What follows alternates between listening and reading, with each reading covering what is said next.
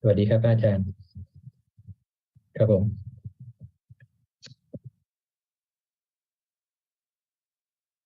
สวัสดีครับอาจารย์ครับผม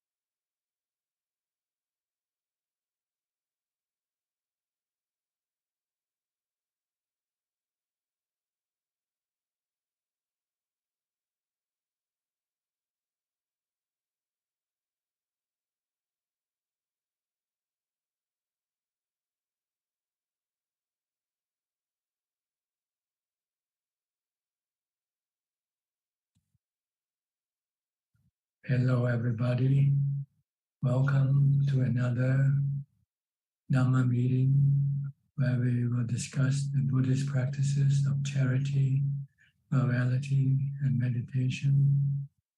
Everyone who is interested is welcome to join. Our first participant tonight is Felicia Chan. How are you, Felicia? You've been away for a few weeks. Good evening, Ajaan. How are you? Long time no see. I miss your Dhamma class a lot. Did you have a good time at Khao Yeah, Yai? I reached Malaysia yesterday night. Yeah. I have very good progress since I stay in Wat Khao Yai. Good. I long time no talk. I don't know how to talk already. I have to think first, then can talk. Ajaan. Yeah, there's no need to talk, really. Okay. Right, Ajaan, I want to report that I realized the mind and the body are separate. And the mind does not need the body to exist at all. When the awareness does not have a body at all, this awareness stays in emptiness. It is very peaceful and very joyful. And it is difficult to explain in words. I also realize there is no me, only the body moving. No me is moving. Only the body is eating, no me is eating. That is only the constant joy of awareness or peace. There is no rise and no seed. Thank you very much, Brother Ajaan, for giving me kindness and guidance and help me practice go smoothly. Yes, you must relinquish your body. Don't be disturbed by whatever happens to the body. It's just another body, like somebody else's body, not your body. Okay, thank you. Let it be. Let it get old, let it get sick, and let it die. Yeah. Okay. The important thing is mindfulness. And wisdom. Wisdom, yeah. Anatta. Rupang anatta. Body is anatta. Yourself. Yeah. Just the four elements, not you. Yeah. Doesn't belong to you. I'm very happy. I'm very happy, Ajaan. Very good. I think I will go back again to Wat Khao Yai around 20 days later. I will go back another 1.5 months. Good. Did you get a chance to meet Long Po, Long Ta? Yeah. Actually, Long Po Uthai still cannot talk. I just need the environment for practice only. Good. And no Q&A at all. I just focus on my meditation. Long Po Uthai stroke. I met Long Po Buma Long Po Satien and Long Po Sumedo, Long Po Philip.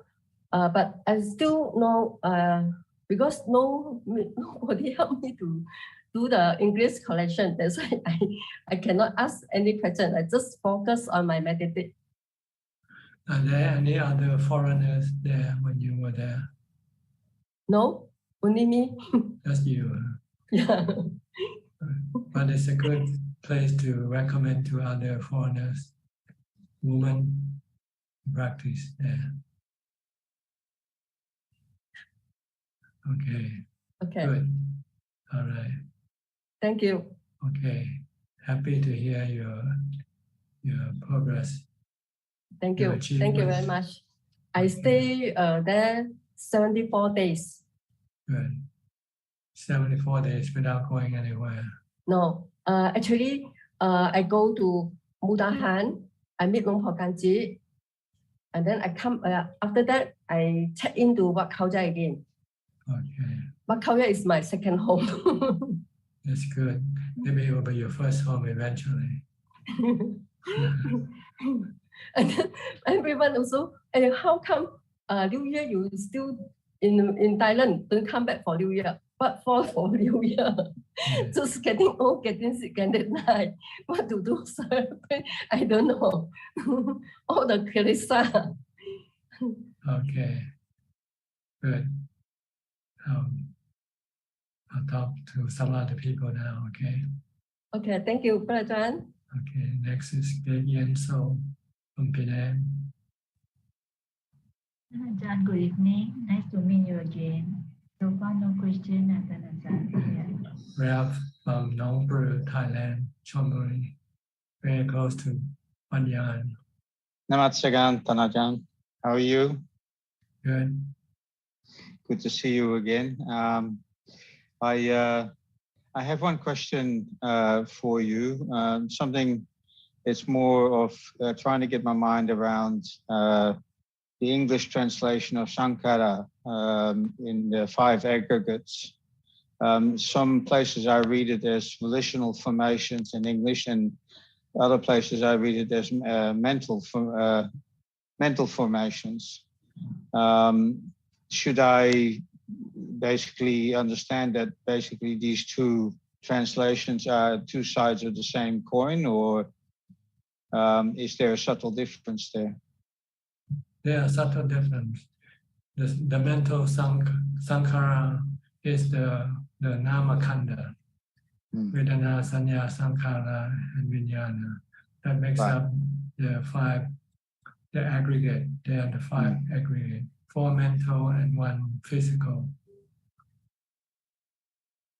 But the common term of the word Sankara means formation, like the formation of the 4 elements. This can also be considered Sankara. Anything that is form is called Sankara. Right. So it depends on the context that it appears. Yeah, that's so the volitional formations translation occurs in particularly in the Samyutta Nikaya, that Bhikkhu Bodhi's translation, and I was quite surprised to see that because I was getting used to seeing it as a mental formation rather than a volitional formation. Yes, but sometimes it could mean both the mental and also the body. Sometimes it's called Sankara also in Thai. Okay.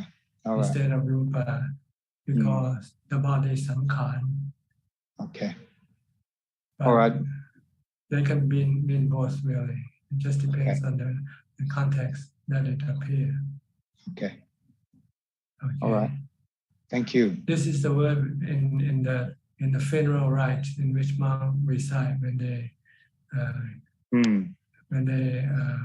were given robes to. They will say Anicca Vata Sankhara. Sankhara is impermanent. Subjected to rising and ceasing. To be released from Sankhara is supreme bliss. This is the word the monks recite during the funeral. Chant. So sometimes people thought they were talking about thinking they were talking about the body. But I think more subtly, I think the Buddha meant the mental sankhara, the mental formation. Because the mental formation is the one, that is the real culprit. Yeah. It's the one that creates dukkha all the time. That's where intentless, isn't it? Yeah. Right. But it could also mean the body also. Okay. But the ones that are causing the suffering is the mental sankhara, not the body. Okay. We think, and then we have cravings for things we think of, such as our body. When we think of our body, we think it is us, it is me, and we have attachment. And we want to protect it at all costs.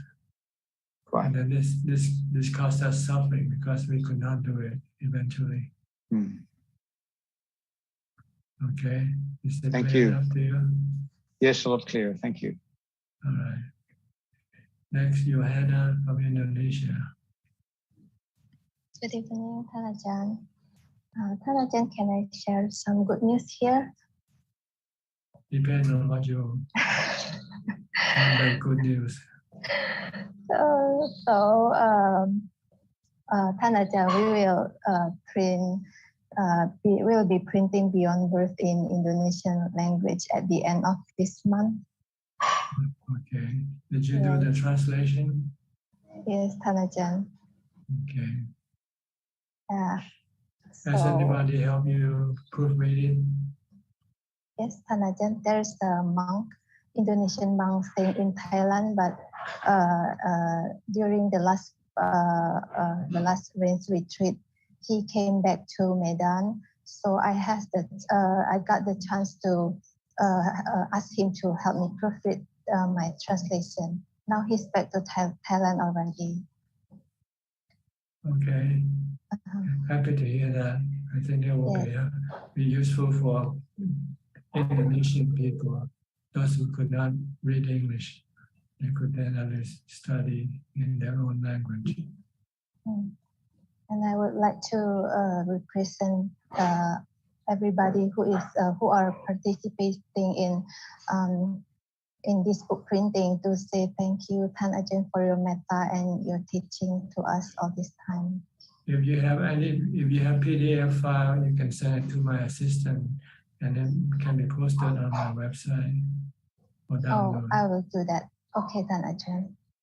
I already informed Kunjuk also about this. Okay, good. Yeah. Thank you so much, All right. Thank you for your effort.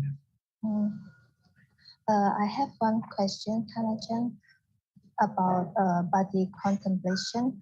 So the Buddha taught us to contemplate on the body so that we can detach, our mind can detach from the body. Is it right, Ajaan? Yes, we usually forget about the true nature of the body. We still keep thinking the body is me, is mine. And we keep thinking of the body of other people also as permanent and also good looking. So we become attached to other people's body. So you have to study the true nature of the body, the other side of the body that we don't see, like the asubha nature or the impermanent nature of the body. And the element nature is really made up of the 4 elements. There is no body in this body. The mind just connect with this body and claim the body as being the mind. And then the mind then get into dukkha or suffering due to the delusion to think that the body is the mind. So you have to constantly contemplate that the body is not the mind. The body is impermanent. The body is not good looking all the time. Yet there are other parts of the body that's not good looking. So for instance, Ajaan, if I keep contemplating on the body is not me, then if this body dies, then it doesn't mean that necessarily that this mind got enlightened, because there are some other aspects that we need to work on, like the kilesa also, right, Thanajan? Well, see, when you contemplate, you're only partially enlightened. You haven't yet let go of your attachment to the body. You have to see the dukkha arise from your attachment, and then see that the body with wisdom that is not you. So if you don't want to have any dukkha, you have to let the body be, let go of the body, and not be affected by whatever happens to the body. Then you become fully enlightened that way. When you contemplate, this is just doing the homework. You haven't yet taken the examination. If you want to take the examination, you have to take the body into the forest, to a place where there might be danger for the body, and see how the mind react. Yeah. Actually, last time when I visit Thailand, I also get the chance to visit Wat Pa Bantat, and I have some meditation around Long Ta Kuti. They made some place for we can sit there and meditate. So, but my mind keeps thinking about something might come from from the back, from the forest, like some animal, something like that. That kind of fear. You have to overcome that fear by giving up your body. And the worst thing can happen to the body is it will be attacked and it will die. So be it, because it's not your body. If you can do this, then you will not be afraid of death. You know, should death come upon the body, you will just remain undisturbed. If you can do that, then you become enlightened.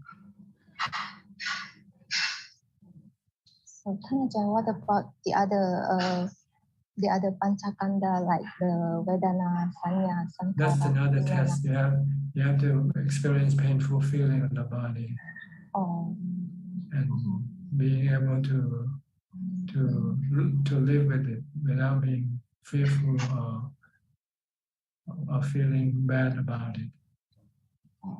You can smile even though you're sitting on the pile of fire.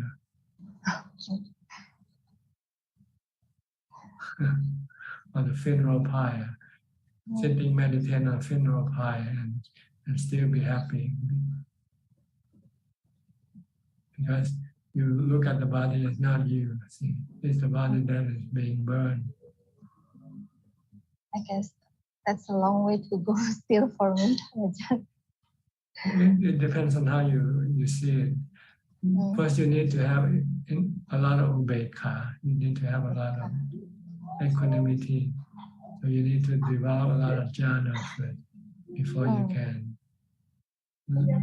leave the body, leave the painful feeling on the body alone without trying to get rid of it. Yeah, recently I've been trying to keep my mind in the present moment, so my mind don't wander everywhere. And stop thinking also. Don't think about anything. Just watch your body, watch your movement, your body movement. Okay. Okay, Thanajan. Thank you very much, Thanajan. Next, Billy, also from Indonesia. Good evening, Thanajan. Today I don't have any questions. Thank you. Okay. Kwan Liman from Malaysia. Thanajan, I did the sitting and standing at the same spot in my room for 3 days. First day I did for 4 hours. Then second day I did 5 hours. And today I did 6 hours. So I was very determined and persistent and not giving up, just like the turtle Thanajan was saying, even to myself. And I feel very calm, peaceful, contented, and no dukkha during the 6 hours. And I feel the mindfulness was within and not thinking much. Only some good thoughts come and go.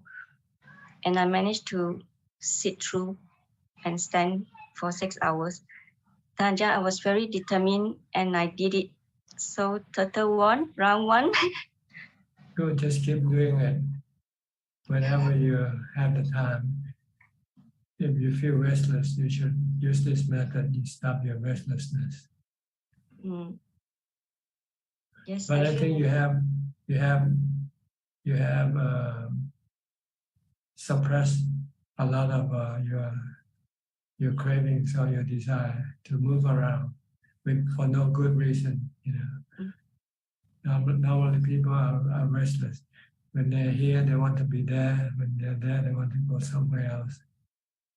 So you can suppress this, then you can stay. Now you can stay put in the monastery and practice this way, without feeling having any bad feeling for having to stay in one place and not going places. Yes. But you still need to meditate more and to eventually still the mind completely to get into jhana. That's the next goal. Okay. Yes. After this training challenge, I feel that I'm able to calm down easily during the sitting.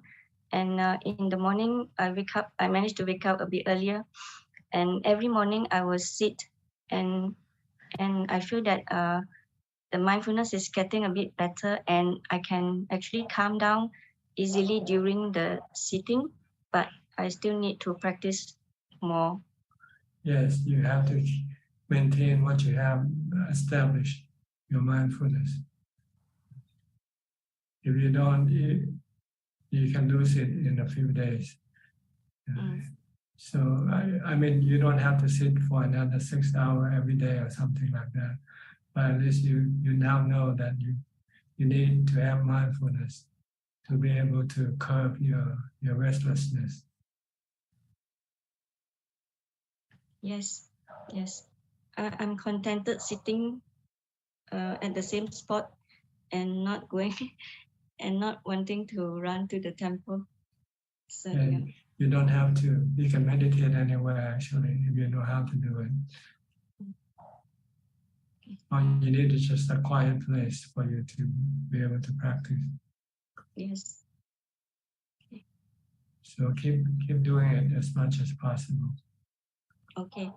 The next step is maybe to sit cross-legged so you can feel the pain and then try to overcome the pain next time. Tanjan, actually, I was sitting on the floor and not on the chair for the 6 hours. For 6 hours. And there's no painful feeling. No. I was very calm and peaceful and contented, and and I feel the mindfulness is within and it's not running out from the room. Yeah, it was. Yeah, so maybe towards the end of the 1 hour, the last hour, I was looking at the clock. But other than that, I was sitting on the floor with a cushion. You did not go to sleep, did you? No. Okay. Yeah. Okay. Most of the time I was sitting and standing only for a while, and then I sit down. Yeah. I see. At the beginning, you change position. But no, it was only on the sitting and stand for a while and then sit again. Yeah. But then eventually you sit for the rest of the time. Or you keep changing back and forth.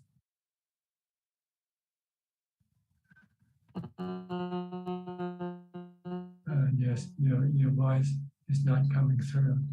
I think it's your connection.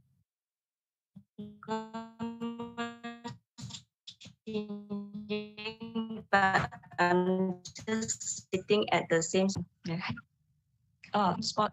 like I'm sitting time, I just do a bit of standing and then I sit down again, and then I stand for maybe 5-10 minutes and then I sit down again. Okay.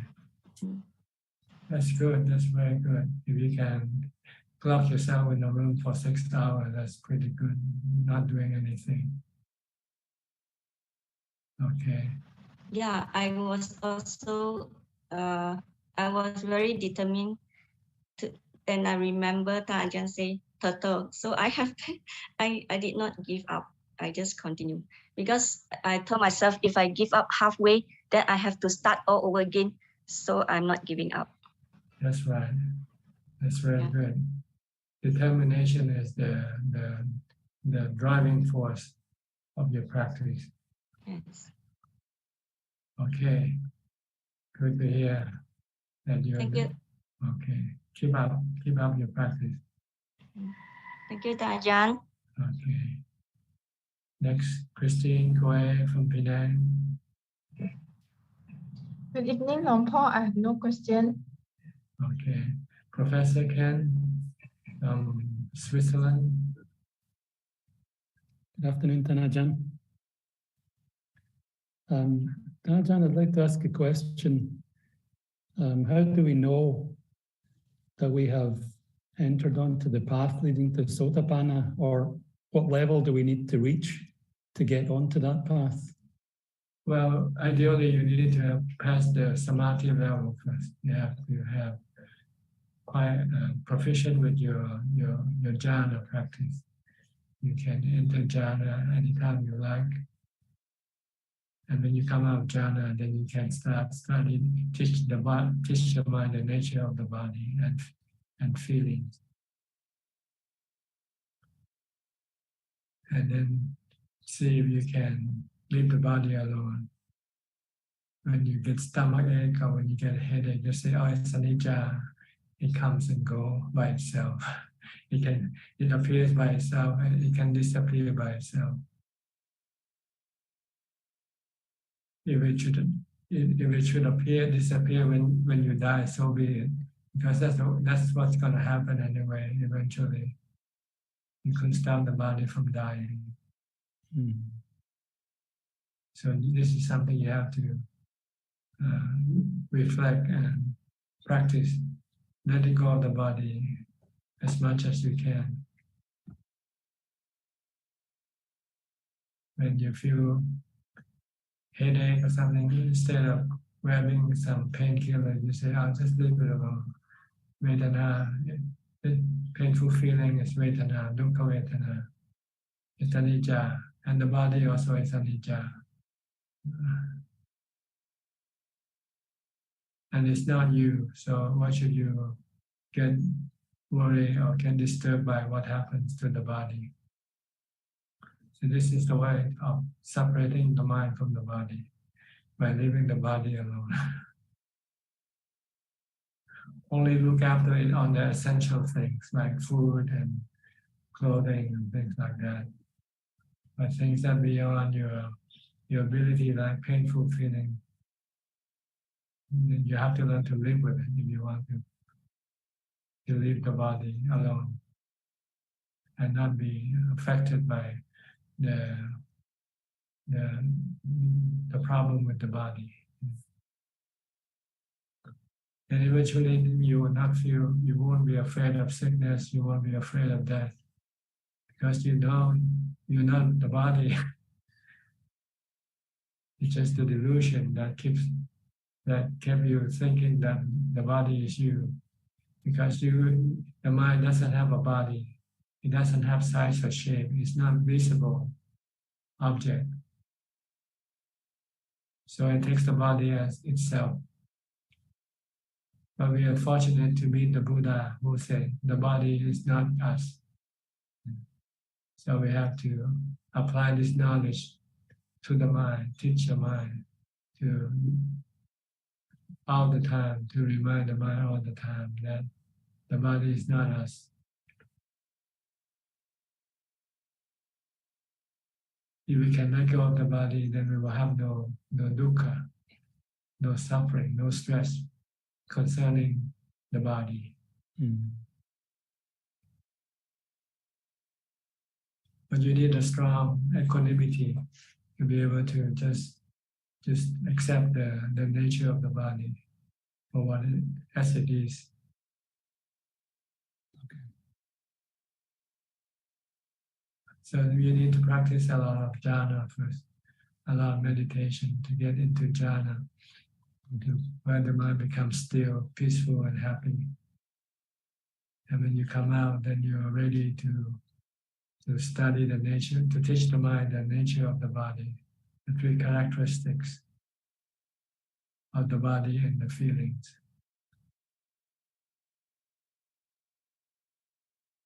You don't have to worry about the other mental aggregates, because by dealing with the feeling aggregate, it covers the other as well. They come together. The other aggregates has not real problem. They're not prominent. The real prominent one is the feeling. So once we can deal with the feeling, then the other will fall in line.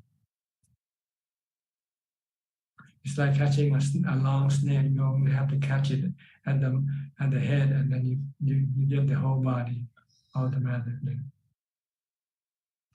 Okay. So there are two things you have to deal with. Is the cessation of the body and the appearance of painful feeling on the body.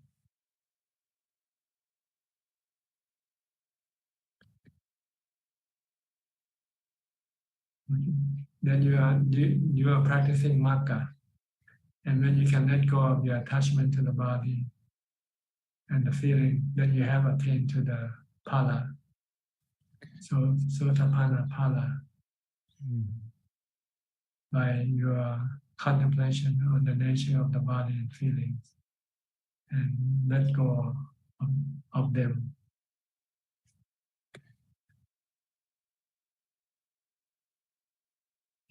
Okay. Very clear. Thank you, Ajaan. Right. Next, Anura and Ramya from New Zealand. Ajaan, good evening. Okay. Well, yeah. So 1:30 now in New Zealand. 1:30. I think that's past 2:30. 2:30. 6 hours from Thailand. Yes. And Ajaan, I've been sick with COVID. I was in isolation for 7 days. It's like it's a good opportunity to practice. No one to disturb you. Yeah, it was like in a retreat, so a lot of contemplation on the Vedana. So it's a blessing in disguise. Yeah, I think so. Yes. Yeah. So we have any question? No question. Ajaan, we had just like a retreat at the home last few days. Had more opportunity. It also gives you an opportunity to study the nature of the body and feeling. Yeah, when I had the body pain, I contemplate on the pain, and I thought that if I couldn't stand that pain, then how would I face the death? So that was a good reminder always. So that was good. Yeah. The purpose is to have no stress regarding the body and the feelings. Yeah. Because you cannot control them. Right now you might be able to, but eventually one time you will not be able to control them. Yes. So is it correct to say that the mind needs a body to exist? So they are independent, so there's no way to have a body without mind or mind without body. So the mind can exist by itself, and the problem that the mind doesn't have happiness within itself, so it needs the body to find happiness through the sensual objects. But once you start to practice jhana and you found happiness without the body, then you can then let go of your attachment to your body, because you don't need the body anymore. Because you have another type of happiness, better than the happiness you get from sensual objects. It's just the happiness from calming the mind with mindfulness. If you haven't got this, then it's difficult for you to let go of your attachment to your body, because you feel that you still need the body to get you the sensual objects you want, you crave for. But if you can find happiness from meditation, then you don't need the body. Then it's easy to let go of the body.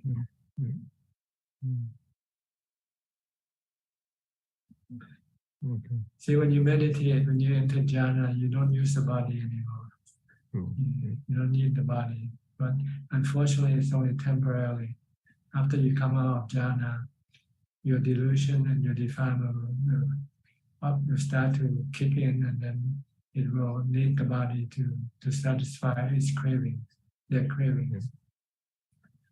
Then you will need to use wisdom to teach the mind that by going after sensual object, really it's going after dukkha, not going after happiness. Because the sensual objects, they are also impermanent. They can give you temporary happiness. And when they don't, when they don't, then you get dukkha, you get stressed, you get sadness. So once you see with wisdom that using the body to go after happiness is the wrong path, it's a path of going towards stress and suffering, then you stop. That's all. It's like when you used to eat a favorite dish, and one day you discover it's cancer causing. And if you know it's cancerous, then you say, I won't eat this dish anymore, right? No matter how good it is. Same thing with sensual objects. We enjoy sensual objects, but we don't realize that we are getting cancer from it. We're getting dukkha from all the sensual objects. So when we realize that, it's better not to go after the sensual objects, because you already have another type of happiness waiting for you. The happiness of calming the mind. And when you stop your cravings, then the mind becomes calm automatically, without having to go into jhana even. It's the craving that is causing the mind to be restless and agitated. Once you could stop the cravings with wisdom, then the restlessness and agitation will completely disappear permanently. Then you don't need to go into jhana anymore. Because you can have calm without going into meditation. And happiness arising from the mind being calm.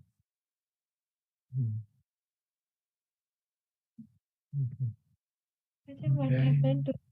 Yeah. Okay, thank you. All right. We'll go to Ubekha now. We're talking about Ubekha a lot.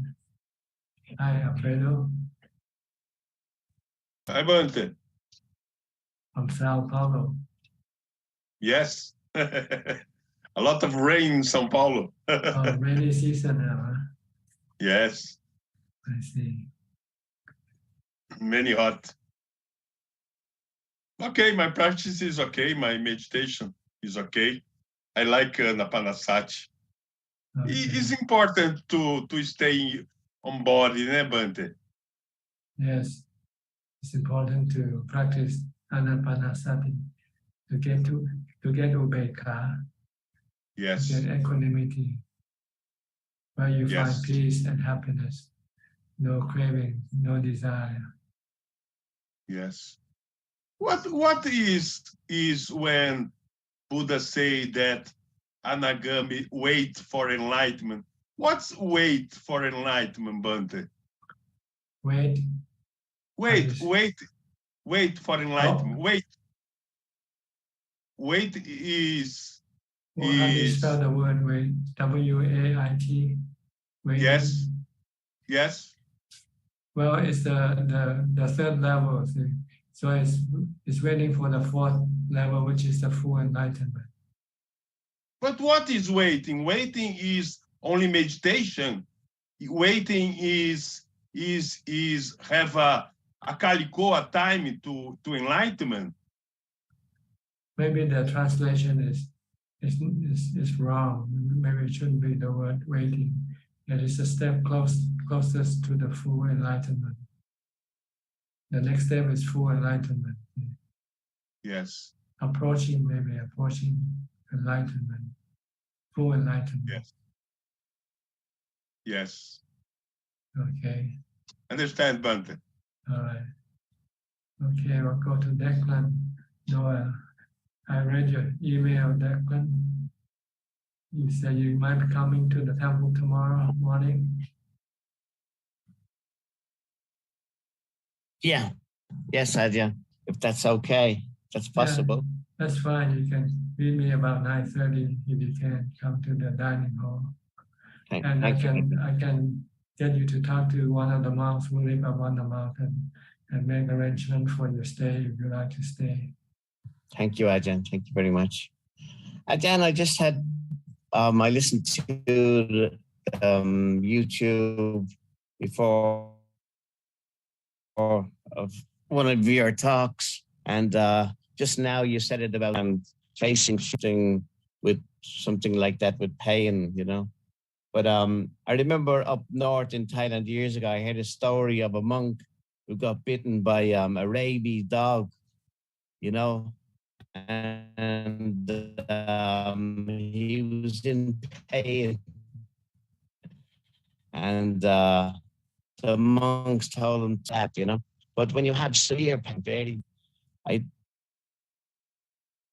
don't know. That's just flippant. That's just a thought that passed my. So I think it'd be very hard, I think, you know, to remember about it. The body is separate from the mind when you have severe pain, you know. Yes. So I don't.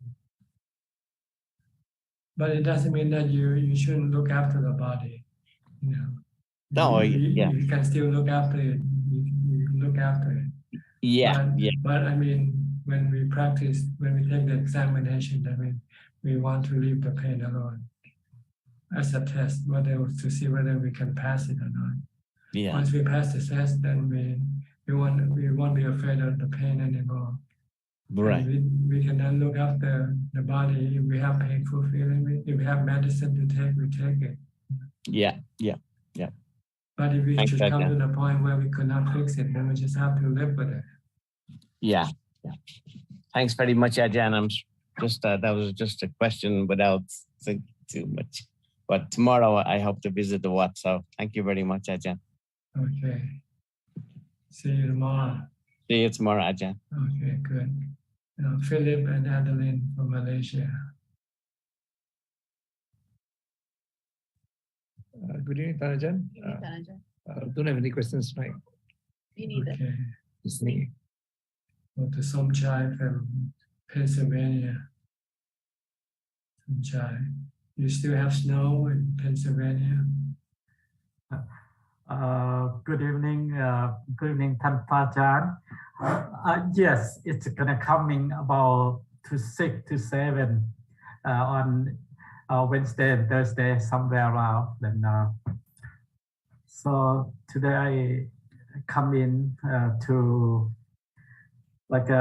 pay my respect, and I look like I start right now look like a baby. So start walking, and so far I listen.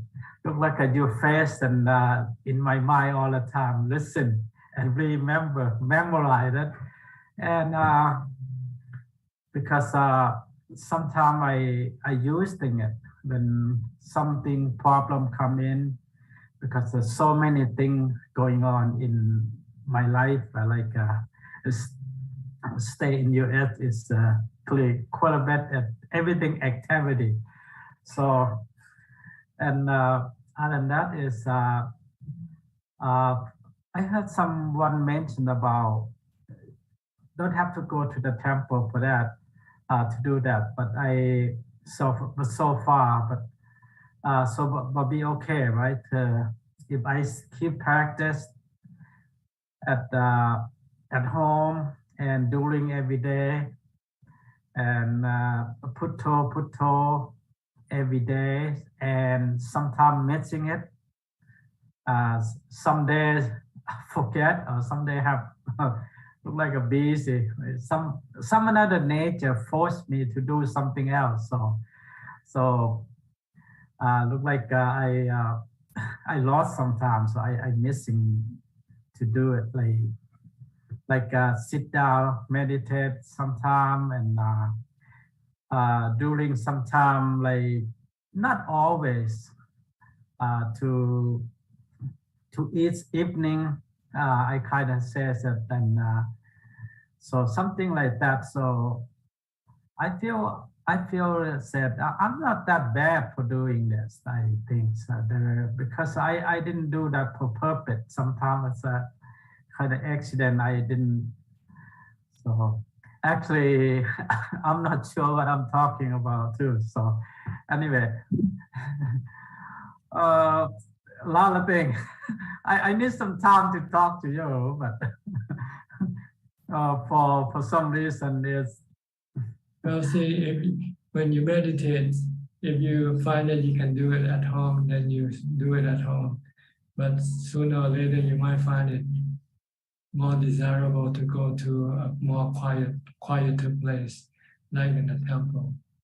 Then you would then have to go to the temple to find more peace and have peace and quiet. But at the start, if you don't practice much, you only do it half an hour a day, then you might not need to go to the temple.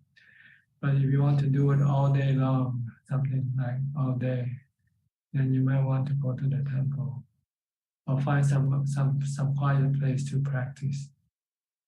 You need a quiet place to meditate.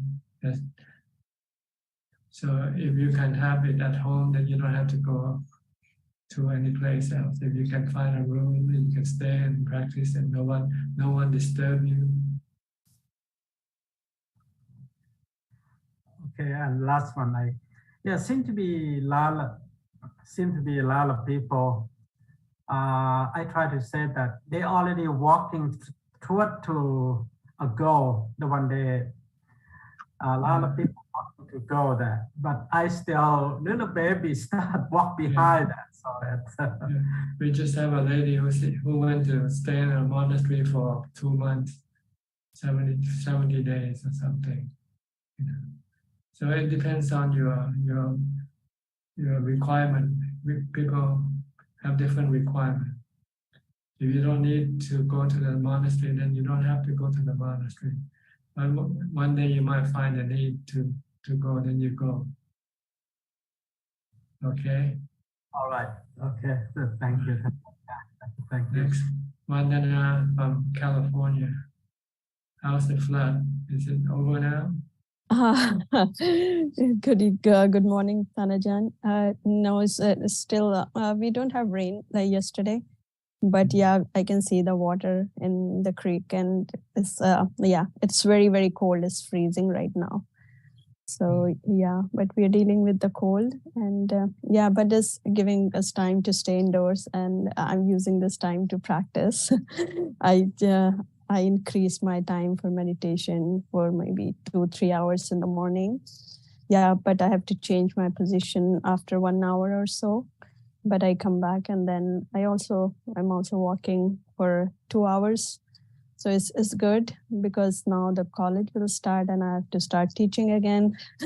So that might be a little bit different. So that's what I wanted to ask Thanajan, that when I teach, there's so many thoughts in my mind because the students ask questions and we do a lot of work, and sometimes it's like just going in my mind when I start to meditate slowly. But when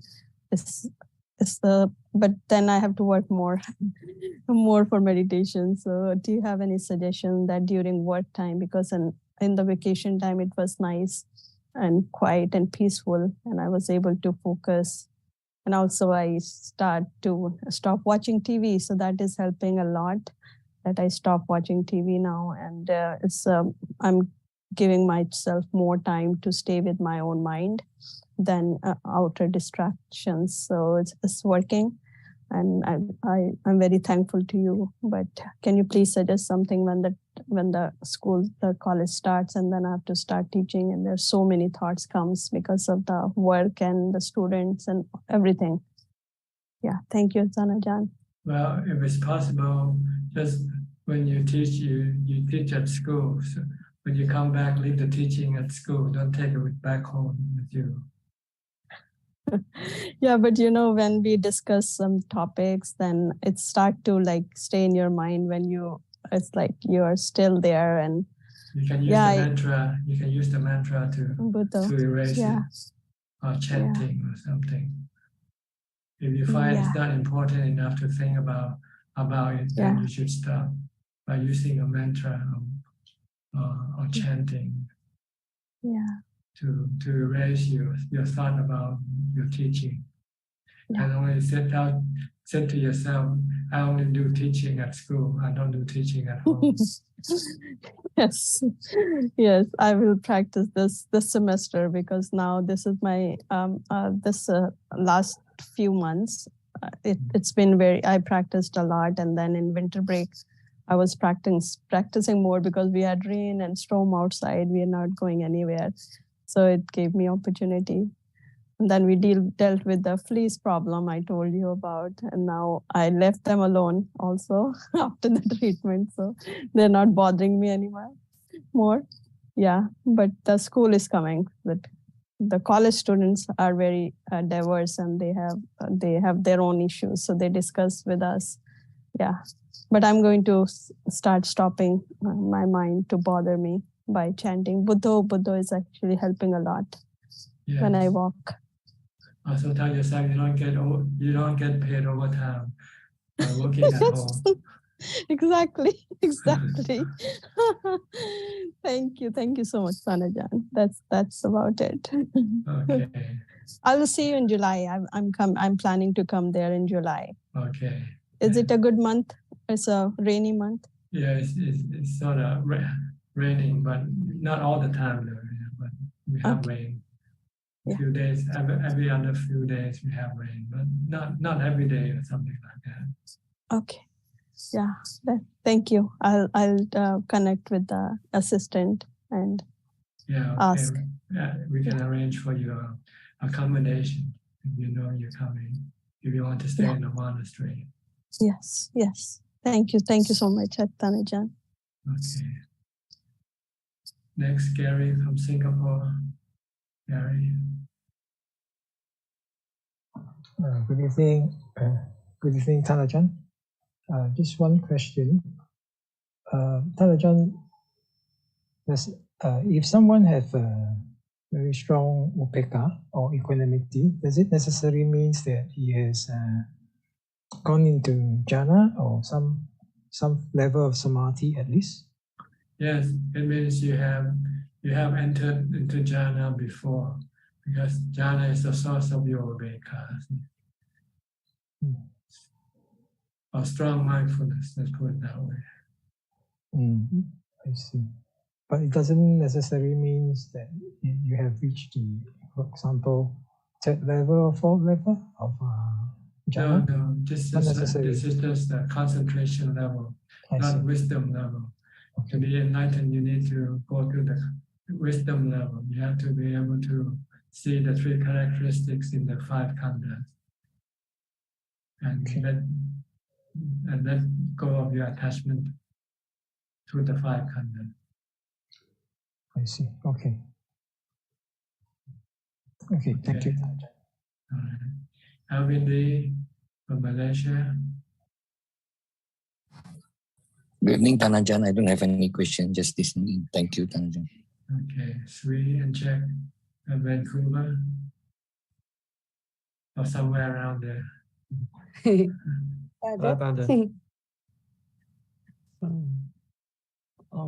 Ajaan, I have a question. Can you explain again the magga like Sotapan? Magga. See, the magga in order to reach Dhammaka, you first have to have sila. You should be able to keep the 8 precepts without any doubt, without any exception. And practice meditation until you can get into jhana anytime you like. Once you have these two, then the third one is to contemplate on the nature of the body and the mental khandha, the feeling khandha. And they are just natural phenomena. They come and go of themselves by themselves. You cannot control them all the time. Sometimes you might be able to control them, but sometimes eventually you will not be able to control them. If you try to control them, then you get suffering, you get dukkha, you get stress. If you don't want to get stressed, then you have to leave them alone. Like leave aging alone, leaving sickness alone.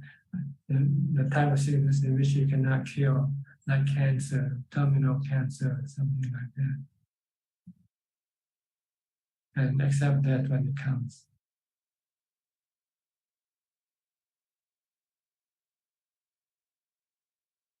So this is Dhammaka. See, before you can do contemplation effectively, you need the support of samadhi and sila. And samadhi needs the support of sila. So they are steps that you have to build up. It's like before you can enter university, you have to go to kindergarten first. Then you have to go to elementary school. Then you go to high school. Then you can then enter into the the higher education, colleges and universities. See, wisdom is considered to be on the college or university level. While samadhi is probably high school level. And sila is the elementary or kindergarten level. The kindergarten probably consists of the 5 precepts, and the elementary consists of the 8 precepts. Then you go to the samadhi meditation level. This is high school. And when you graduate from high school, then you can enter the university and you can develop wisdom.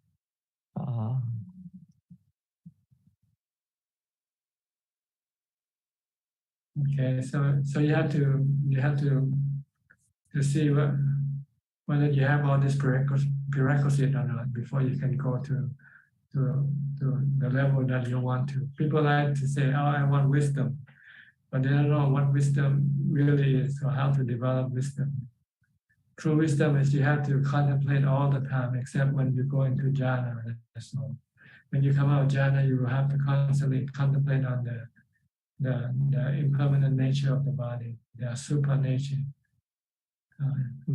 and also the nature of the feelings all the time, and deal with them by letting go.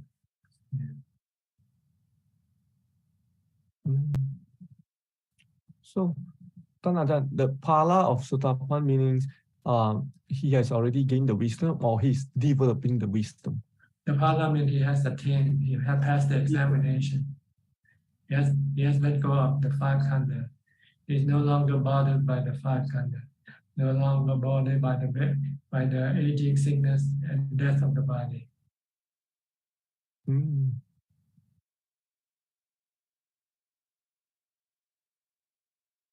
But there are other aspects of the body that it is still attached to. That is the good-looking aspect of the body. He hasn't yet destroyed this attraction to the body, because it still keeps seeing the good-looking side of the body.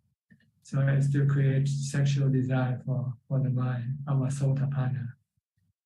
So the next thing a Sotapanna has to do is to study the asupa, the unattractive nature of the body, to counter the attractive perception of the body. By going inside the body, by going through the 32 parts of the body, looking at the corpses of the body when the body died, turned into corpses, during the Buddha's time, corpses are left in the cemetery without burning it or without burying it. It's just left there to rot. And monks go there to study the nature of this beautiful body. See this how this beautiful body will eventually looks like. This is where all the movie stars and all the beauty contestants eventually come to.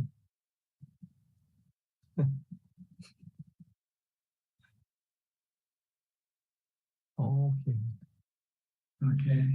So this is the next level, or the next two levels deal with the supra contemplation. The second level means if you reach the second level, it means you have halfway contemplated. You see the asupra nature of the body half of the time, but still not all the time. So you have get rid half of your sexual desire, but not completely yet.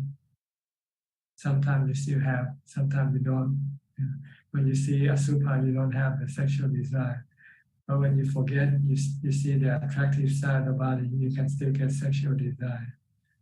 But if you can contemplate on the asupra nature of the body all the time, then you have reached the third stage of the enlightenment. And anagami see the asupra all the time. So no sexual desire in the body, in the mind of an anagami can arise due to the strong, the nature of the perception of asupra of the body. Either see the skeleton, see the intestine, see the inner organs of the body, or see the body when it turns into a corpse. If every time you see a body like this, then, or every time when you start to see an attractive body, then this asupra perception kicks in right away. So it eliminates it until it would no longer look at the body as being good looking. Then there's no need to contemplate on asupra anymore. Once every time you look at the body, you look at it in a neutral way. Not attractive, not unattractive, it's just body.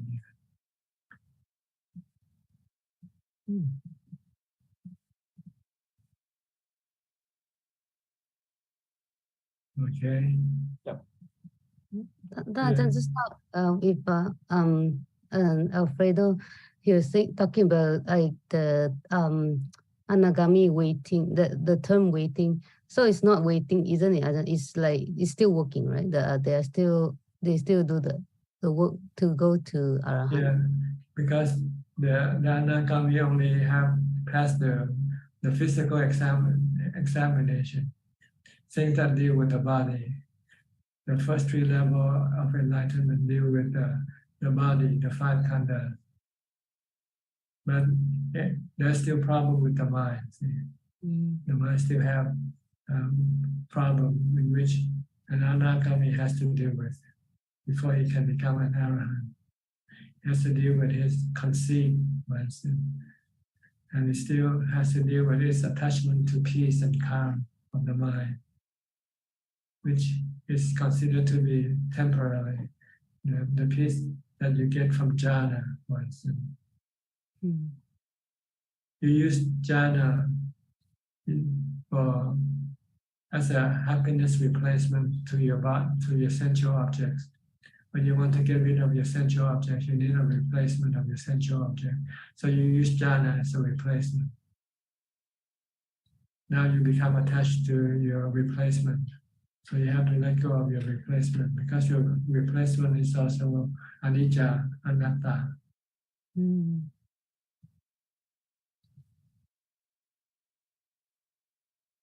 And you also still cling to your state of mind. You want your mind to be peaceful, calm, and happy all the time. But it is also changing. It's still not above, beyond changing. You still keep changing your state of mind. Sometimes you still have You feel good one day and the next day you feel bad. This is not the physical part, no, this is the mental part. So you have to understand this nature and try not to get attached to them. Just be aware of them and let them be. Sometimes you have good days, sometimes you have bad days. So this is the way it is. Just like when you deal with the body sensation, the body feeling. But it has a different root. The mental feelings and the physical, the body feeling. The body feeling has the body as the root cause. And the mental feeling has the mind as the root cause. So you have to understand this thing, and instead of trying to deal with them by forcing them to be calm and to be still. It's a natural way. The natural way is to understand the nature, and just like you understand the nature of the rain and the sun, you cannot suppress them, you cannot control them. So you just learn to live with them. That's the whole point.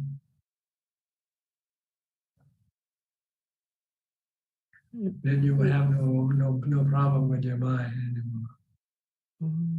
No problem with your body, no problem with your mind.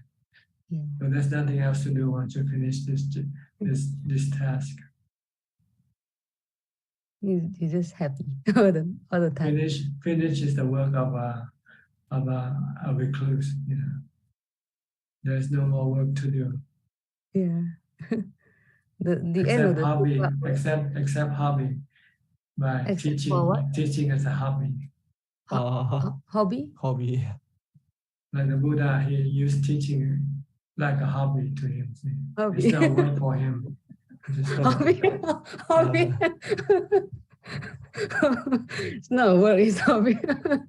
It's like, He didn't want to teach at first, but then he somehow changed his mind and said, okay, I teach, but I choose the people I teach to.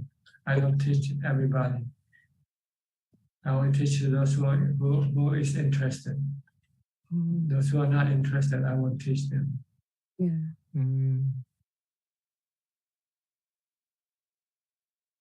So when he first started teaching, he go to the university student first.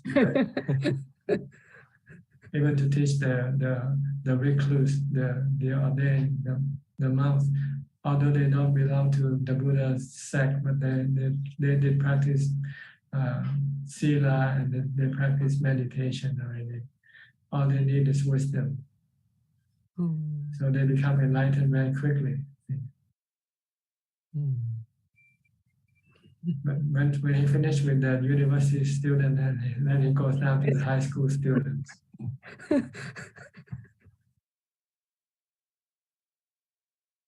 When he finished with high school student, then he goes to the elementary student, kindergarten.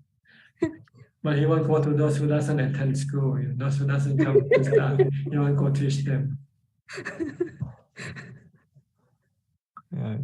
Because they don't like to study, so you cannot teach those who doesn't come to school, right?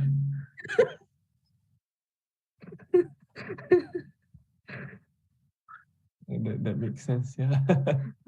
What about Dana? Is it like junior kindergarten, Dana? Just only Dana starting? Like junior kindergarten? Like very... Probably. Daycare school, daycare.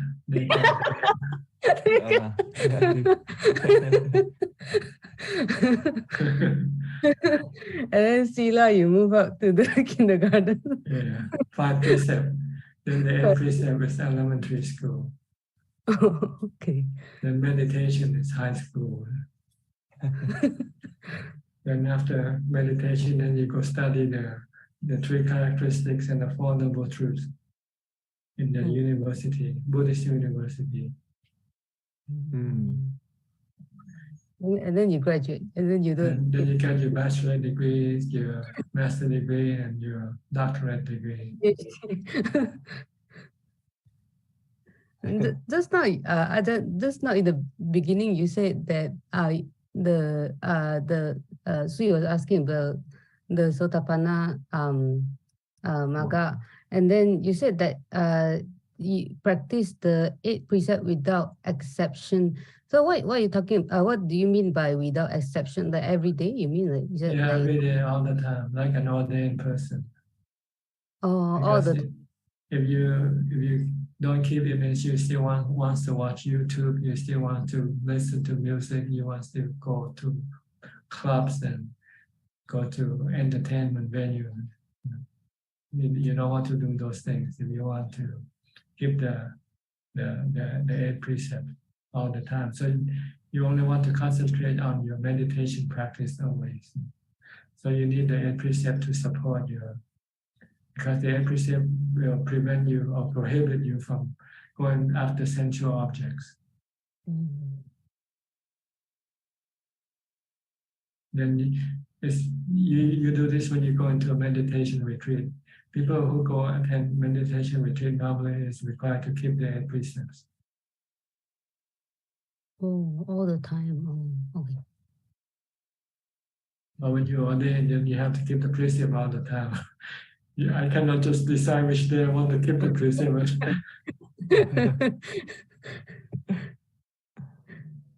Yeah. Okay. Yeah. Yeah. Okay. Thank you, Yeah. Taj. Thank you, Ajahn. Thank you, Taj. All right, we'll go to Belinda from Singapore next. Hello, Ajahn. Ajahn, I want to wish you a happy new year. Good health, longevity.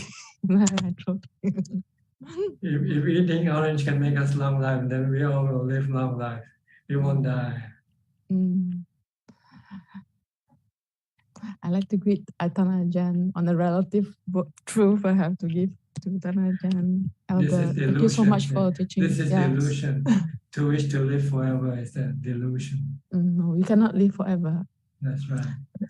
So Ajahn say, treasure what we have here and now. We are very happy to see Ajahn. Yeah, just be happy with what you get. And also bearing in mind that we work hard.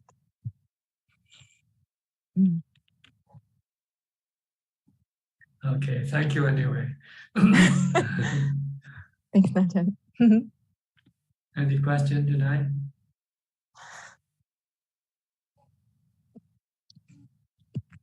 Not yet, maybe later. Okay.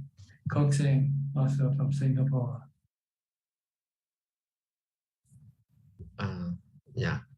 Good evening, Ajahn. Following what Belinda mentioned, I also like to wish you, since Ajahn is a Teochew, and I'd like to wish Ajahn 新年快乐，新家主义。新年发财。新年发财，恭喜发财。Yeah, no questions at the moment. All right, thank you. Thank you. B. Ravin from Bangkok.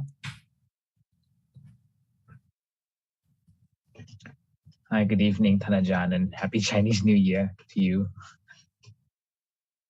Yeah. Okay, thank you.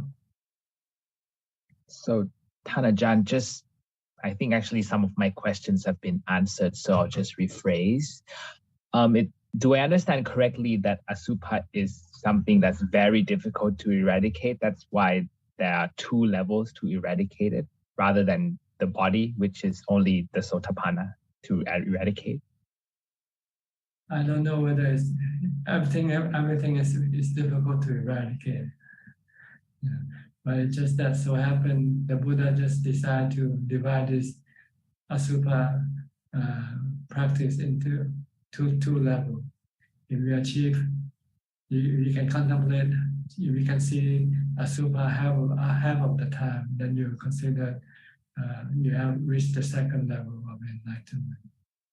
And if you have fully seen the Asubha all the time, then you have reached the 3rd level of enlightenment. That's all. There's no reason anything like that.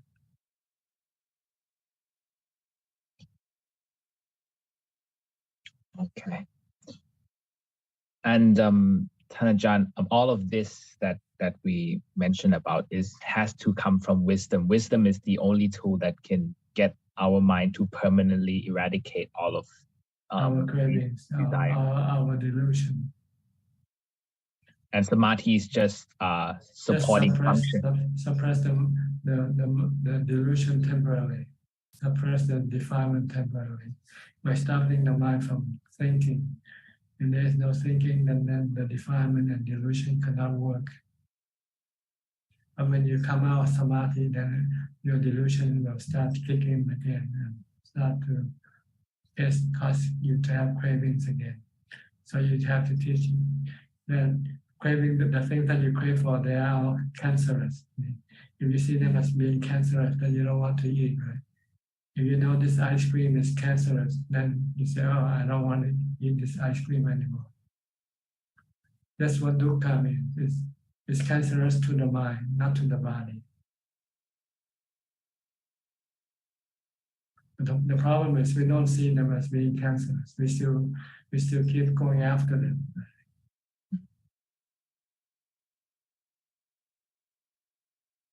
And we get stressed as the result. When we lose something that we like, or when we cannot get something that we like, then we have stress or sadness or disappointment or anger. But if you see everything as cancerous, then you don't want to go after anything. Rather just stay put. Then you won't have any stress or suffering. The body is cancerous, the feeling is cancerous. The mental states are cancerous. We have to let go of them. Don't cling to them. Don't go after them. Leave them alone. By using equanimity. Without equanimity, you cannot leave things alone because your defilement will still act very strong, active. So you first have to sanitize your defilement. What I mean is to put before you can do an operation on your body, you have to. I can't think of the word. What do you use? Yasalo. Oh, the tranquilizer or something to put your body to sleep. Yeah. Before you can operate on the body, right? Before the doctor can operate, you have to use the anesthetic, I think. Anesthetic or something, so you won't feel the pain. It's the same way. When you want to get rid of your defilement, you first have to weaken it by the practice of samadhi. So that when you come out of samadhi, your defilement won't be as active or strong as before.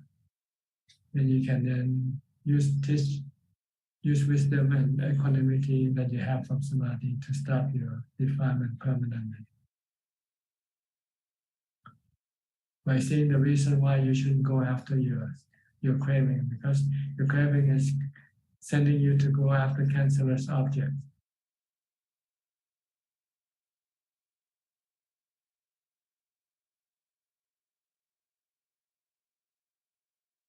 Okay. Yeah, and it's dangerous because the mind is deluded, so they think it's not cancerous, and we keep going after them more and more, and it destroys us without us knowing it. Right, and then you become unhappy with them later on. You have problem with them because they can change and they can disappear. When you lose them, then you become sad again. So it's better not to have anything, because if you have something, you will eventually have to lose it. And when you lose something, you feel bad. Yes, because we think it belongs to us, whereas it is actually anatta. Or you think it will stay with you forever. Oh.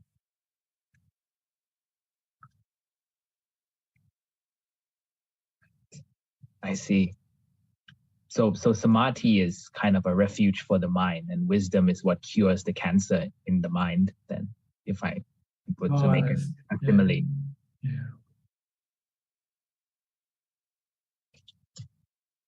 So that's why, Thanajan, you encourage us to take 8 precepts whenever possible, because it helps to force us not to do those so-called cancerous activities, so to speak. Right? Yes, and come and try to calm your mind, to calm your defilement, to suppress your defilement, to weaken your defilement, and also strengthen your mind at the same time.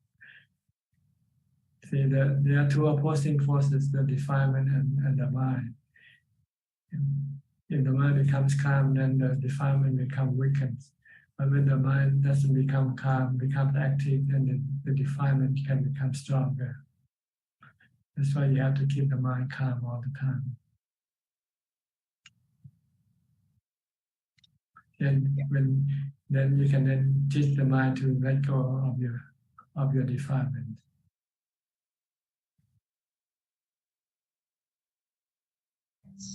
Okay. Yes, Thanajan. You have to practice. Yeah, this is about practice, not about talking about it. We can talk about it forever, and you will still not be able to really see the real thing. The real thing is in the practice. All right, Thanajan, I'll keep practicing. Thank you. All right. Next is Madida Tucker. Madida, where are you from? I forgot. I am Seattle now. Seattle. Yes, but Ajahn, at first I thank you. I joined the Clear Mountain Monastery to visit you. I see. Did you come with them? You come with them? Yes, I went. So I am basically I'm Thai, but I live in Seattle. Okay, good. Yeah, so I don't have any question. I just want to join in and listen to other ask a question and get more knowledge, get more knowledge, get more information. Yes. Thank you, Ajahn. Listening to Dhammatalk or discussion is also considered to be beneficial. All right, we'll go to Rusli from Indonesia. Before that, I'm sorry, I have to go to Diana from Wales.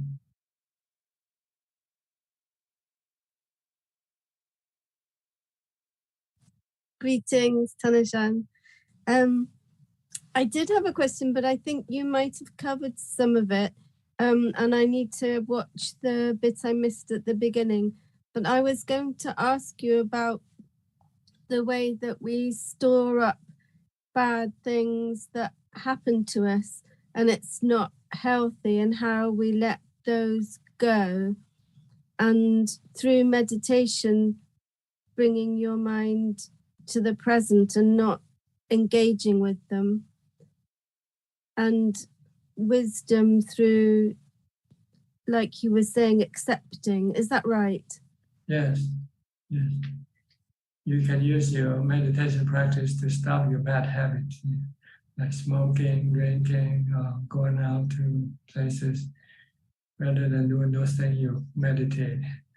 And eventually you stop drinking, stop smoking, stop going out places, and stay home and meditate all the time.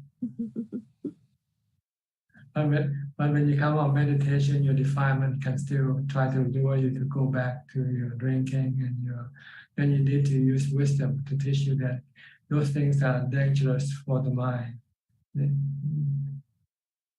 So when you see that they are harmful to the mind, then you will permanently stop going after them.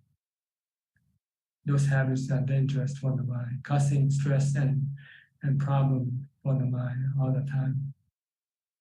When you see this with wisdom, then you don't want to go back to drinking, to smoking or whatever, and rather spend your time meditating. It's a better type of happiness. It's pure happiness without any stress or sorrow. I liked what you said on Sunday about giving is true happiness. Yes. See, we have happiness. Receiving is happiness, but it's different from the happiness of giving. When you give, you get the happiness of the heart. Why? When you receive, you get the happiness of the feeling, which is temporary. Doesn't last as long as the happiness of the heart, and much stronger also the happiness of the heart than the happiness that you get from feeling. What about, when we've had past trauma and it replays in our minds? How about, is that the same, getting rid of that, not holding on to it? That's right. You can use the mantra to stop it. When you have any bad images or any bad feeling that arise in your mind, keep reciting the mantra. And eventually those things will have to stop because they are generated by the mind itself. And you use the mantra, which is also generated by the mind, to stop the other ones. Higher mind. Once you keep reciting, then you cannot create the trauma that's been created by the mind, because the mind had to come and create the mantra instead. It's animals don't hold on to trauma like people do they? They live in the moment. I don't think so. I think animals are worse than human in terms of their mental ability.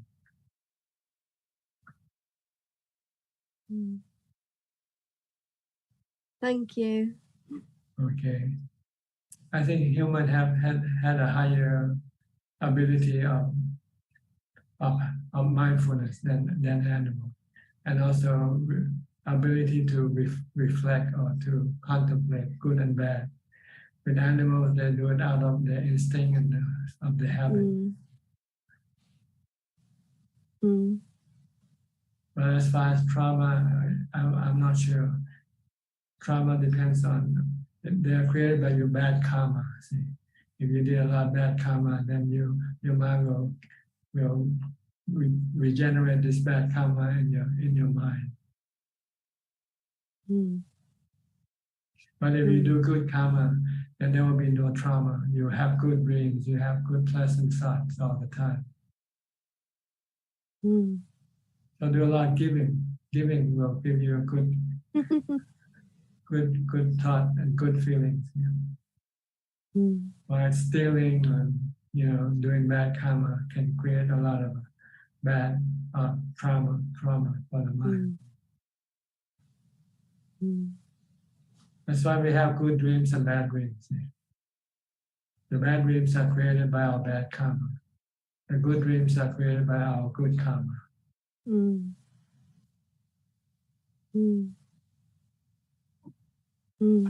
Okay. Thank you. All right. Next, Rusli from Indonesia. Evening, Ajahn. I don't have any question. Thank you, Ajahn. Okay. Nalanda, where are you from?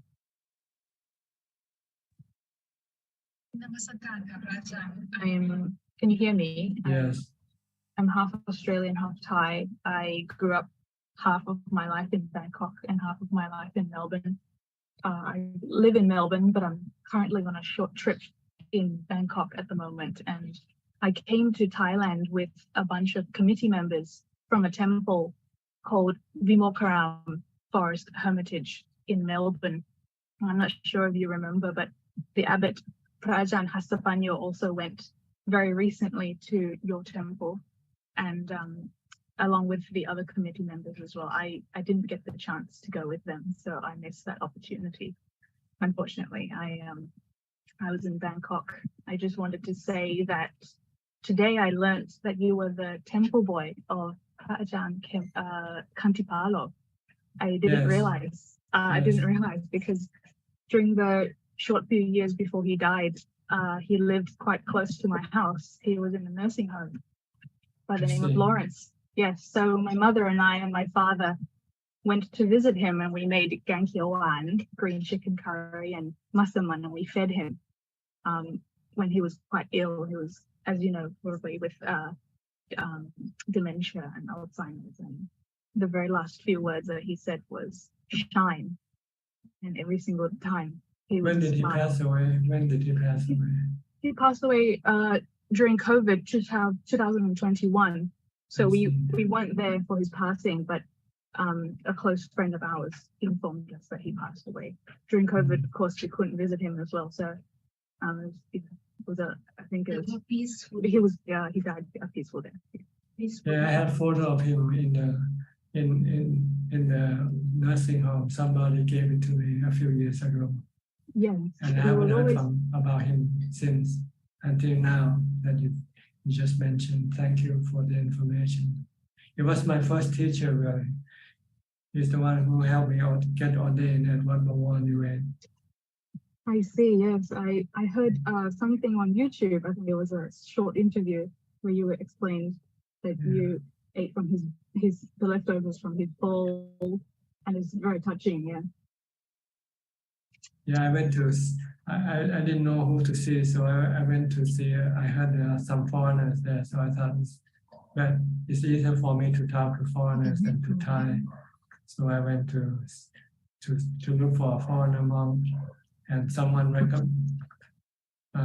showed me him, lead me to Kandipalo. And after talking with him, my intention of ordaining, he volunteered to go and tell the abbot about me, and that's how I got ordained, through him, really. Yeah.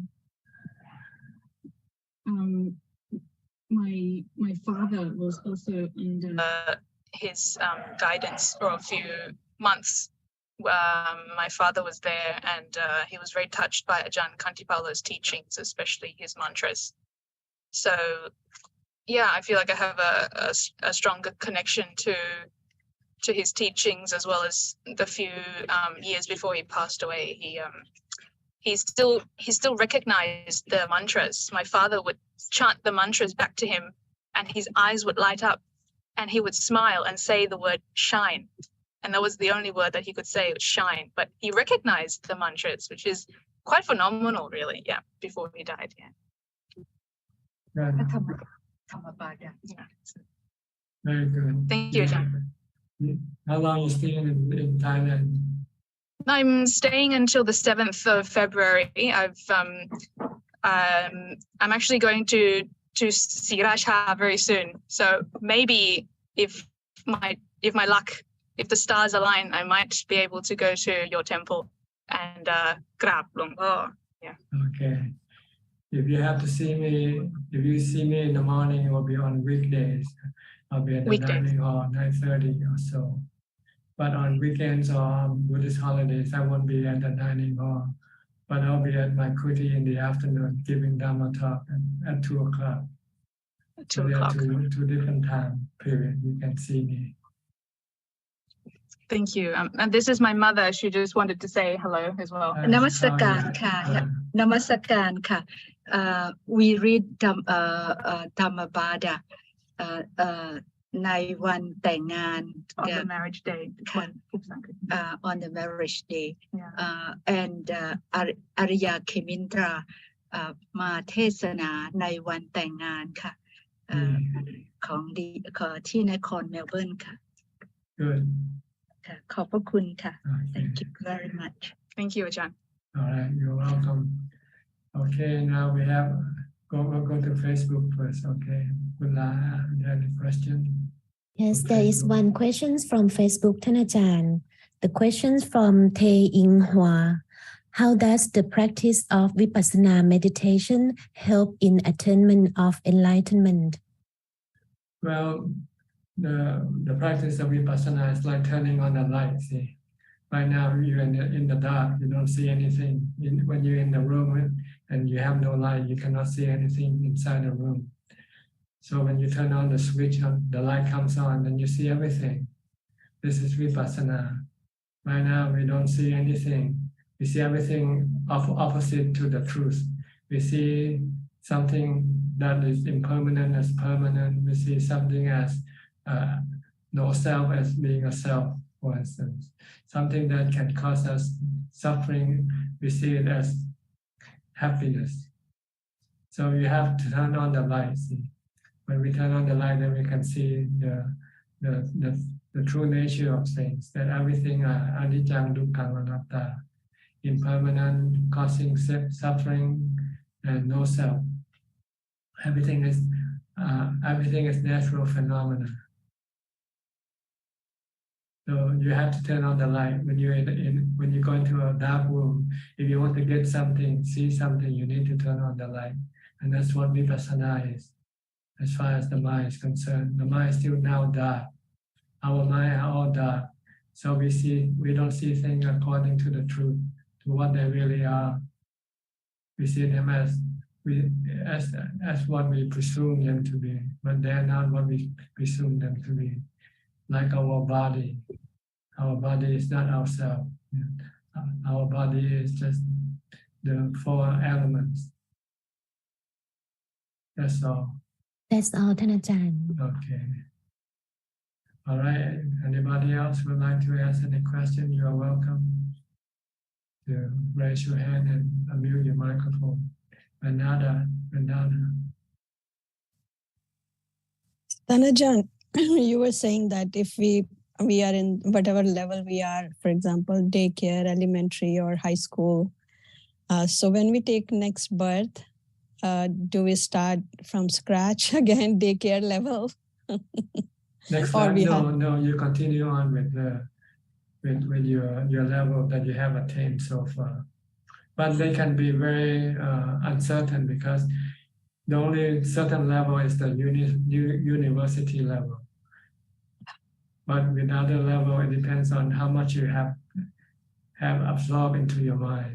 If you have absorbed very little, you can easily forget them after a while. Yeah. Yes, because I noticed that when I was almost 50, 48 or 49, now I'm 51, when I started meditation, it started to click very soon.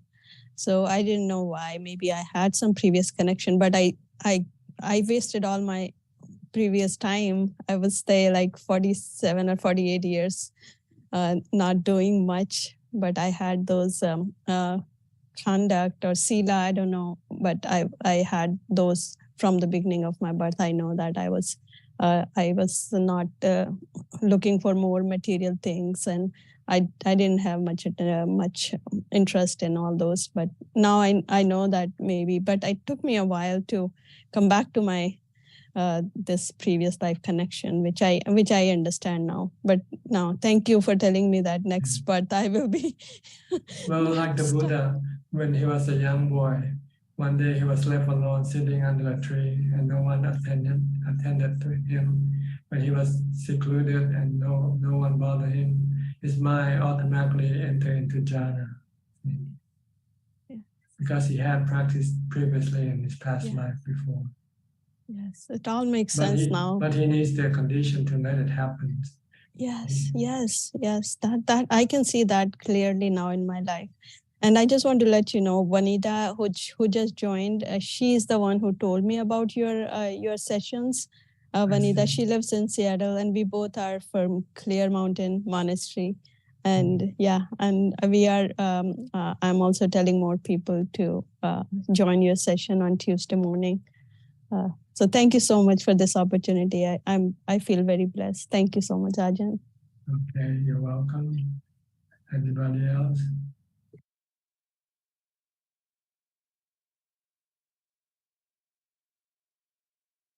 Okay, check. Can you mute your microphone yet? Okay. About the happiness of the heart and happiness of the feeling. This is like more material giving, right, Ajaan? Like, because like if it's a Dhamma, it's different, right? Like if you it's all the same. It doesn't matter what you give. There are three things that you can give: material things, or you can give knowledge, worldly knowledge like teaching science or English or mathematics, and not charging any money for your service. And then you can give the Dhamma teaching. But the benefit from the Dhamma teaching is the most give the receiver the most benefit, because the Dhamma can teach the listener to become free from suffering, while giving material things cannot free suffering from the mind of the receiver. But the giver get the same thing. The giver get the happiness of heart, and the receiver get the happiness from feeling, which can be short-lived. Like right now, you might be happy listening, and when you finish, it might disappear when you forgot about what you have heard. Yeah. Like the gift you get on Christmas Day, maybe the day after Christmas you want to return it right away. But the happiness from the giver, it still remains in the heart of the giver. Yeah. Even day after Christmas, you're still happy, right? Giving something away. Or Chinese New Year now, you give some money away in a red envelope. Yeah, I heard you say ang bao. I was kind of shocked. You know the term. Oh yes, I was a Chinese boy before. I lived with my grandmother. She was Chinese and she's vegetarian, strict vegetarian, and she goes to the Chinese temple all the time. And she took me with her when I was young to watch Chinese opera. Oh wow. Ajahn, just now you said it's the four things, but you say material, knowledge, and Dhamma. What's the other one? You said four things. The third one is not something you give, but you give forgiving. You give for forgiveness. You give forgiveness. When somebody did something bad to you, make you angry, and you want to retaliate, then you forgive that person. You don't want to harm that person. This is also giving in Thai. It's called apayadana.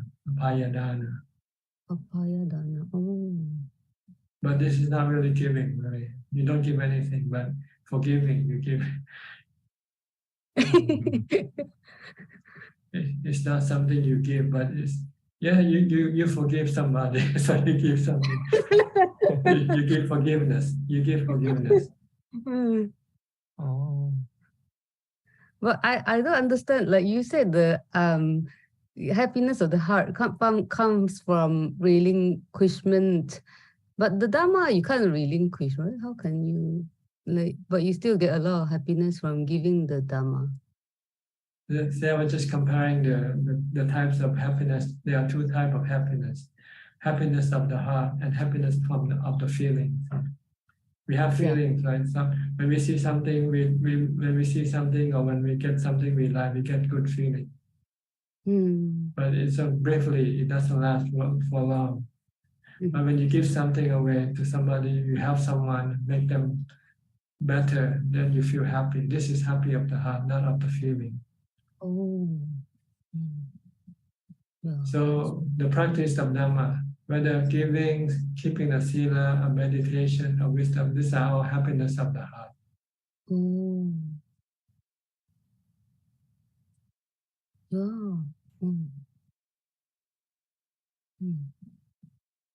They last longer, they remain in the mind, they stay with the heart, the mind. While the feeling, they come and go, they are anicca, they quickly disappear. Right. If Ajahn, anything happened to the heart, we can bring it to next life. Like, anything that stay with your heart goes with the heart, go with the mind.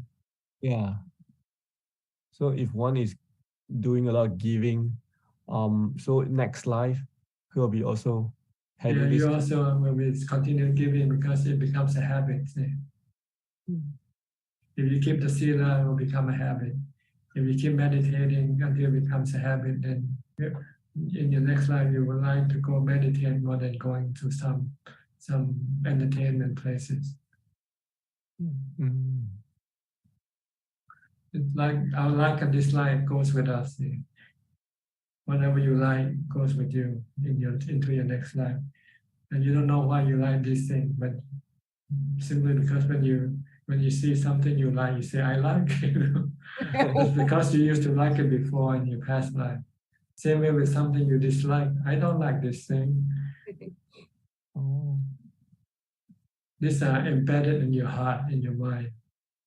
Goes with your mind. So the Buddha say, try to do good karma and stop doing bad karma, because they go with you. See? If you keep doing bad karma, then you, in your next life, you'll continue doing bad karma. If you do good karma, in your next life, you'll continue doing good karma.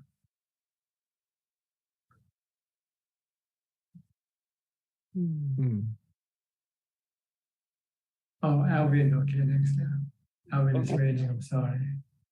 Alvin, your turn. Can you unmute your microphone? Yeah. Ajaan, can you hear me, Ajaan? Yes. Go ahead. Okay. Yeah, Ajaan, just a quick one. Going back to check situation on giving of Dhamma. So as a non-enlightened being, like a Putujana, I think we can't teach, right? Like what Tanaja mentioned before. I mean, only the enlightened beings can teach. So the only way for us to give Dhamma is probably donation of publication of books, organizing of Dhammatalk, and like what Johanna just did, translation of Dhamma book, right? I will presume that. Well, if you don't have any Dhamma yourself, then you have to give somebody else's Dhamma, like the Buddha's Dhamma or the Arahant Dhamma. But if you have Dhamma, maybe even on the lowest level, on the kindergarten level, then you can teach people to give dana. If you find that giving dana makes you happy, then you can tell people that. Okay, that is considered as giving Dhamma. So encouraging people to practice, follow the 5 precepts, or giving yes. But dana. You have to know for yourself first that it's really good, and you can attest to it that this is a good thing to do, without being doubtful of it, because you have experienced it yourself first, not by reading, but by actually doing it. Okay, I see. Okay. They're definitely not like giving Dhammatalk like what you're giving now, right? Yeah. Well, if you give from your interpretation of what you read, then this is not real Dhamma yet, and it could be misinterpreted, and you might not give the true Dhamma. So don't teach what you don't know for sure. Correct. Teach only the things that you know for sure. Yes, Tanajan, understood. But actually, the best thing is if you're a student, try to like giving don't worry dana. about teaching. Don't worry about teaching when you're still a student. Wait until you finish your study, and then you can become a full-time teacher that way. Better that way. Because you can waste your precious time if you spend your time teaching other people. Then you won't have the time to continue with your practice. So ideally, it's better. True, Tanajan, because if... Sorry, Tanajan. Go ahead. No, true. It's because sometimes after you teach, you're worried as well, because your mind become unrest, because you'll be thinking whether you are teaching the right stuff or not, because you could misinterpret the Dhamma. Yeah. If you think like that, then it's not worth for you to teach it. If you're not sure what you're teaching, then don't teach. Yes. It's better not to know than to know the wrong thing. Yes, correct. I think this is Ajaan Panya said it once before I heard it. Ajaan Panya is very careful. He doesn't like to teach other people. Because he said, if you don't know, it's better not to tell people. At least they are not harmed by what you don't know. You don't tell them. But if you tell them something wrong, then they could be harmed from your teaching, from your telling them. So the ideally you should finish your education first, like, before you can apply for a teaching position. Yes. Before you apply for teaching position. That's correct. Yeah. Thanks, Ajaan. Thank So you. don't worry about teaching if you're a student. Concentrate on your study and your practice. This is your job, your duty. Not teaching yet.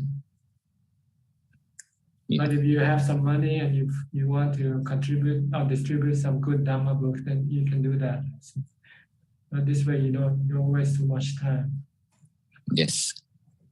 Correct. Like an example, Ajaan Man spent so many years teaching other people before he was fully enlightened. I'm not sure which level he had, but he had many students studying with him. But then one day he decided he has to stop, and then he left and went to live in the forest for 10 years to finalize his practice. Okay, very clear, Ajaan. Thank you. Okay. Anybody else? We have Aroka. Alexander Aroka from the Netherlands. Oh, we have 2 people waiting. Sadhu Ajaan, can you hear me well? Yes, very well. Okay. Okay. Yeah. You have anything to say? Well, last find out is about the middle way, to do without to do. And yeah, I find that once you don't intervene much with your intellect and let things happen. Intellect will, if I move my body, I need my intellect. But further, yeah, I study the Dhamma, I practice. And then what's come out of it is always calm, I'm satisfied with the teachings and with the practice. And for sure, I have a lot to go into do.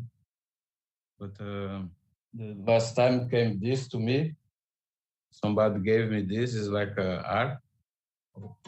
And then I remember these teachings from the Buddha, the middle way, you know. Yeah, and okay. Not too tight, not too lax. Yes, and it's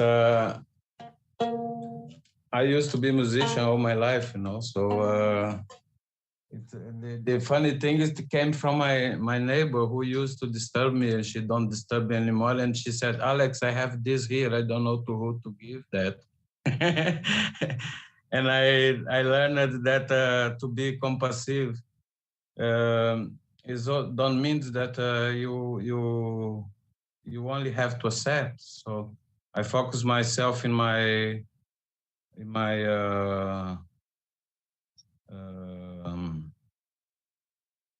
and try to keep my upeka or intensify it as much as I could.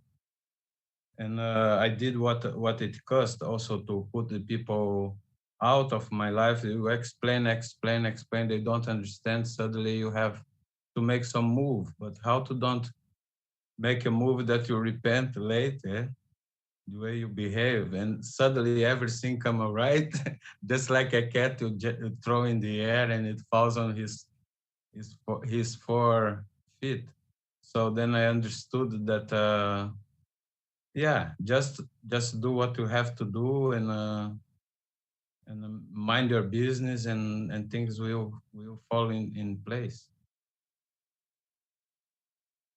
Yes, leave everything alone. You don't need to do anything with anything. Just let everything be. They are natural phenomena. We cannot really do anything to them. The best thing for us is to leave them alone. Yeah, as far they leave us alone, but we have this link through internet or something, or telephone number, or they always find some way. And now I was kind and I help people also with money and this and that, and it turned into something else. So now I find the right place. If I have extra money, where to give it, I will give it always to the Sangha if I can do that. And further, I'm very blessed. I have everything. I have now I have my peace back that I 3 years ago, 4 years, start to being disturbed here in this place, and now it stopped again. So it seems like I'm back in my path. So I find my rest. And for a long time, I'm really alone, and I'm not unhappy. Oh yeah, and I find always like. Well, maybe I made a mistake by keeping my way just to walk on and just say they didn't answer the people. And then later I had some kind of trouble in my heart, a little bit pressed. And then I just focus on this press. So I came back in the moment. So I was not in the past, what happened, when happened it. So then I find out that that's the emptiness, to be in here and now. It's to let things happen, to be empty for what comes next, not to be dragged or stiff in some memory feeling. Okay, we're running out of time, so let me give the last few minutes to Sulan, okay? Okay, thank you very much, sir. All right. Sulan, you're the last, give us the last word. Happy Chinese New Year, Ajahn. Yeah. That's the word of wisdom. Oh, thank you, Ajahn. Yeah. Are you okay? Are you well, Ajahn? If I'm not well, I won't be here, right? Yeah, that's true. Yeah, just want to ask if Ajahn is well also before I ask my question. Okay, you have any question? Yeah, I have a question.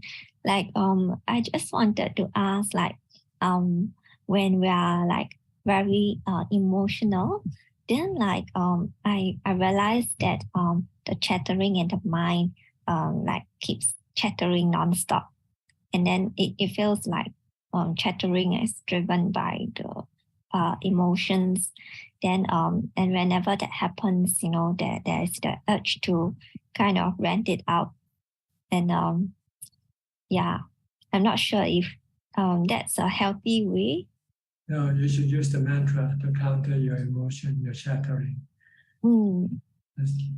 Chattering with your mantra instead. Chatter with my mantra. Yeah. Oh, Bhutto, okay. bhutto, bhutto, bhutto, bhutto, bhutto, bhutto. Then your chattering will stop, and your emotion will disappear, and your mind will become peaceful and calm.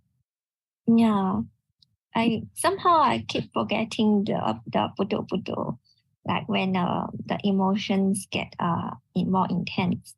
So that's why I got carried away with the chattering. Yeah. You have to keep on reciting the mantra. When you're starting, it's not effective yet. You have to do it maybe for 10, 20 minutes before it will become effective. So don't stop when you start, even though you might feel bad or anything like that. You're fighting between you're fighting against your defilement. So you can get stressed from doing it. But if you persist, eventually you will win, and your defilement will stop resisting your mantra. Oh, okay, got it. Yeah, I shall try that next time.